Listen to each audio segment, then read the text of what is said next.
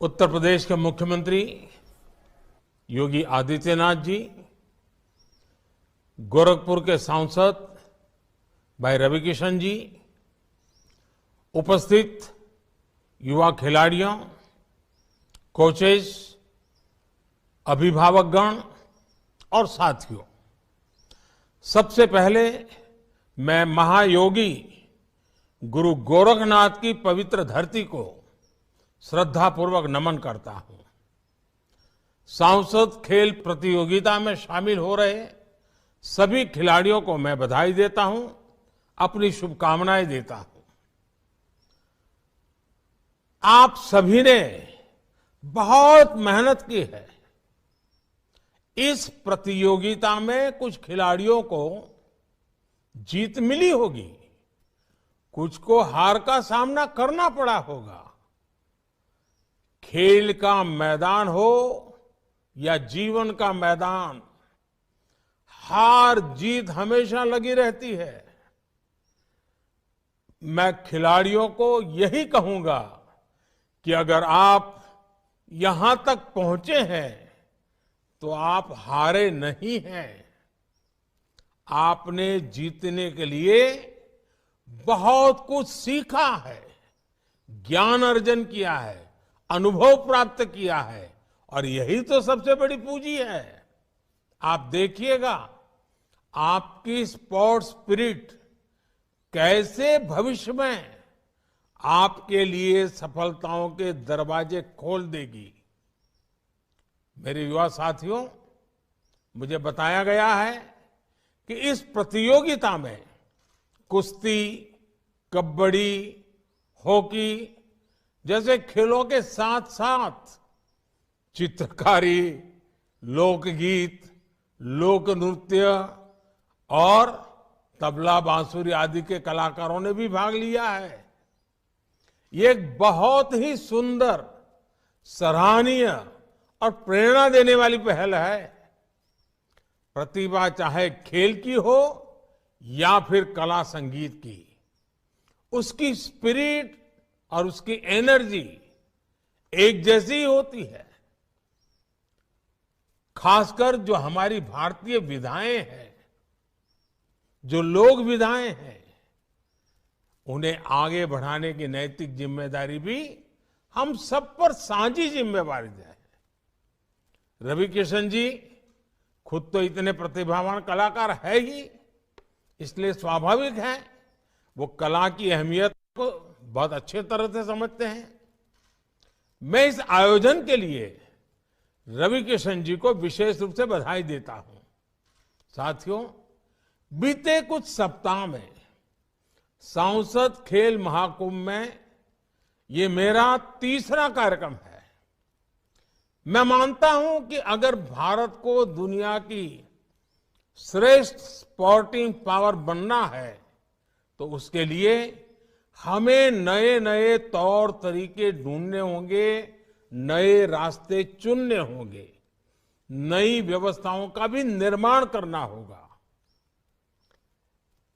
ये सांसद खेल महाकुंभ ऐसा ही एक नया मार्ग है, नई व्यवस्था है। खेल की प्रतिभाओं को आगे बढ़ाने के लिए ये बहुत जरूरी है कि स्थानीय स्तर पर निरंतर खेल प्रतियोगिता होती रहे।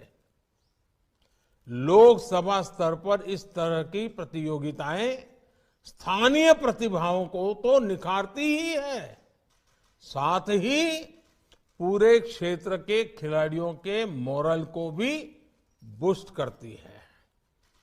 आप देखिए, इससे पहले जब गोरखपुर में खेल महाकुंभ हुआ था तो उसमें करीब 18-20 हजार खिलाड़ियों ने हिस्सा लिया था।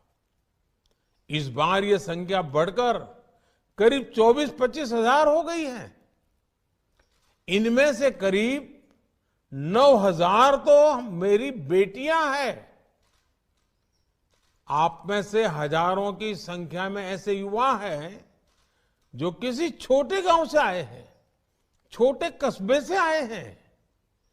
ये दिखाता है कि सांसद खेल प्रतियोगिताएं किस तरह युवा खिलाड़ियों को नए अवसर देने का नया प्लेटफॉर्म बन रही है। साथियों, किशोर अवस्था में अक्सर हम देखते हैं कि बच्चे किसी ऊंची चीज से, किसी पेड़ की डाल को पकड़ करके लटकने लगते हैं कि उनकी लंबाई थोड़ी और बढ़ जाए। यानी उम्र कोई भी हो, फिट रहने की एक भीतरी इच्छा हर किसी के मन में रहती है। हमारे यहां एक समय था जब गांव देहात में होने वाले मेलों में खेलकूद भी खूब होते थे। अखाड़ों में भी भांति भांति के खेल कराए जाते थे। लेकिन समय बदला और ये सारी पुरानी व्यवस्थाएं धीरे धीरे कम होने लगी। हालात तो ये भी हो गए कि स्कूलों में जो पीटी के पीरियड होते थे उन्हें भी टाइम पास का पीरियड माना जाने लगा। ऐसी सोच की वजह से देश ने अपनी 3-4 पीढ़ियां गंवा दी। ना भारत में खेल सुविधाएं बढ़ी और ना ही नई खेल व्यवस्थाओं ने आकार लिया। आप लोग जो टीवी पर तमाम तरह के टैलेंट हंट कार्यक्रम देखते हैं तो ये भी पाते हैं कि उसमें कितने ही बच्चे छोटे छोटे शहरों के होते हैं। ऐसे ही हमारे देश में बहुत सारा गुप्त और सुप्त सामर्थ्य है जो बाहर आने के लिए लालायित है।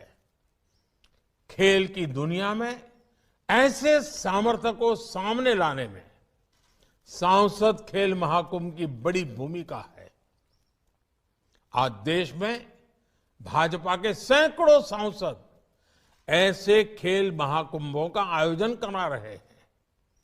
आप कल्पना करिए कितनी बड़ी संख्या में युवा खिलाड़ियों को आगे बढ़ने का मौका मिल रहा है। इन प्रतियोगिताओं को से आगे बढ़कर कई खिलाड़ी राज्य स्तर और राष्ट्रीय स्तर पर खेलेंगे।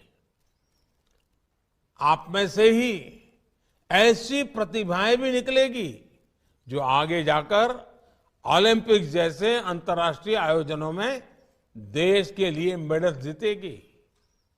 इसलिए मैं सांसद खेल महाकुंभ को उस मजबूत नींव की तरह मानता हूं जिस पर भविष्य की बहुत भव्य इमारत का निर्माण होने जा रहा है।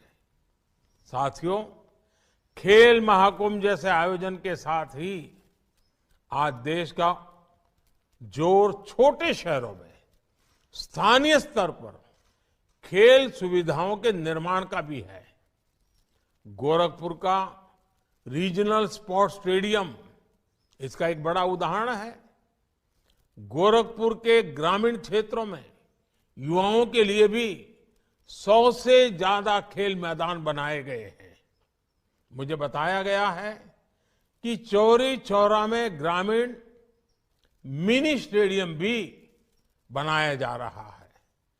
खेलो इंडिया मूवमेंट के तहत दूसरी खेल सुविधाओं के साथ साथ खिलाड़ियों की ट्रेनिंग पर भी ध्यान दिया जा रहा है। अब देश एक होलिस्टिक विजन के साथ आगे बढ़ रहा है। इस साल के बजट में इसके लिए कई प्रावधान किए गए हैं।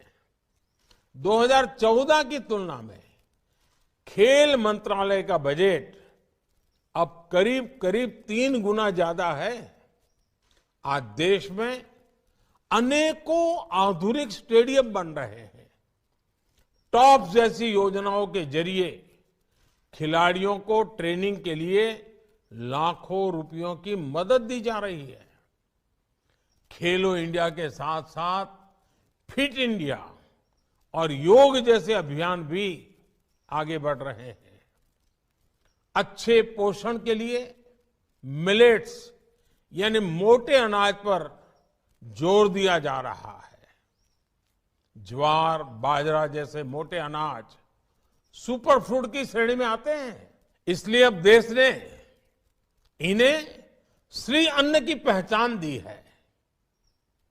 आप सभी को इन अभियानों से जुड़ना है, देश के इस मिशन को लीड करना है।